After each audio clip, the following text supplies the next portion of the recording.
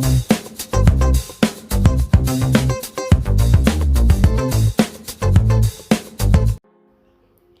Friends, welcome back to our channel via cooking. ఈరోజు నేను మీతో చాలా టేస్టీగా ఆనియన్ పకోడీ ఎలా చేసేసుకోవాలో చూపిస్తాను. ఈ ఆనియన్ పకోడీ అచ్చం మనకి స్ట్రీట్స్లలో, స్వీట్ షాప్స్లలో దొరికినట్లుగా ఎలా టేస్టీగా చేసేసుకోవాలో ఈ వీడియోలో మీకు నేను షేర్ చేసేస్తాను.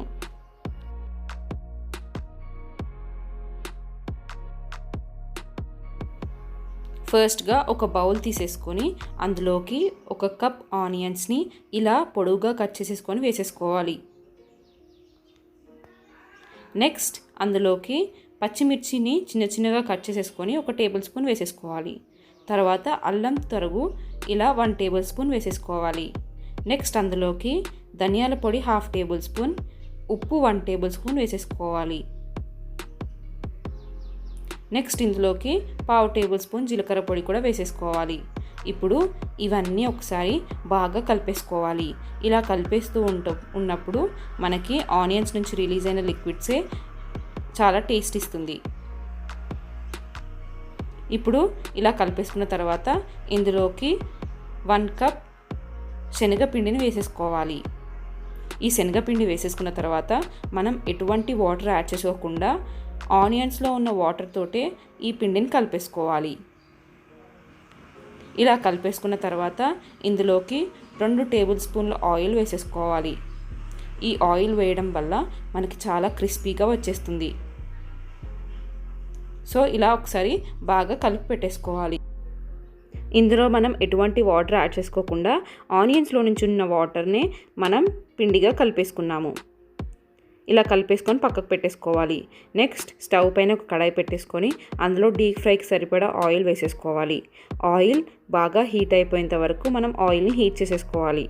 ఒకసారి ఆయిల్ హీట్ అయిపోయిన తర్వాత మనం ముందుగా కలిపి పెట్టుకున్న ఆనియన్స్ మిక్స్చర్ని ఈ ఆయిల్లో వేసేసుకోవాలి. ఇలా మనకి కావాల్సినంత ఆయిల్లో వేసేసుకోవాలి. ఇలా ఒకటి తర్వాత ఒకటి మనం చిన్న చిన్నగా పీసెస్ లాగా చేసేసుకుంటూ ఆనియన్స్ని దీంట్లో వేసేసుకోవాలి. ఈ ఆనియన్స్ వేసుకునేటప్పుడు మనకి స్టవ్ అనేది మీడియం ఫ్లేమ్లోనే ఉండాలి. మనకి స్టవ్ అనేది మీడియం ఫ్లేమ్లో ఉంటేనే ఆనియన్ పకోడీ అనేది చాలా బాగా కుక్ అయిపోతుంది. ఇలా మీడియం ఫ్లేమ్లో మనకి onion pakodi golden brown colour వచ్చేంత వరకు కుక్ చేసేసుకోవాలి. 2 వైపులా మనకి ఆనియన్ పకోడీ అనేది గోల్డెన్ బ్రౌన్ కలర్ వచ్చేసేయాలి. ఇలా మనం కలుపుతూ ఆనియన్స్ ఫ్రైని చేసేసుకోవాలి. చూసారు కదా, మనకి ఇప్పుడు స్లైట్ కలర్ చేంజ్ వచ్చేసింది. సో ఇలా మనం 2 వైపులా తిప్పేసుకుంటూ 2 వైపులా గోల్డెన్ బ్రౌన్ కలర్ వచ్చేంత వరకు ఈ ఆనియన్ పకోడీని కాల్చేసుకోవాలి. మనకి ఆనియన్స్ ఎంత ఫ్రై అయితే అంత స్వీట్నెస్ వస్తుంది.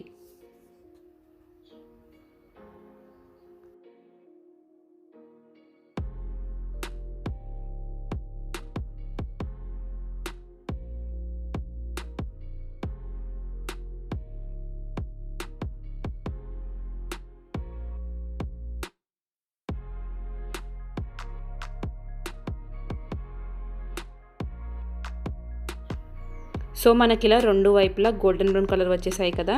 ఇప్పుడు మనం వీటిని తీసేసుకొని సర్వింగ్ ప్లేట్లోకి సర్వ్ చేసేసుకోవచ్చు. ఇలా మీకు ఎన్ని కావాలంటే అన్ని పకోడీలు రెడీ చేసేసుకోవచ్చు.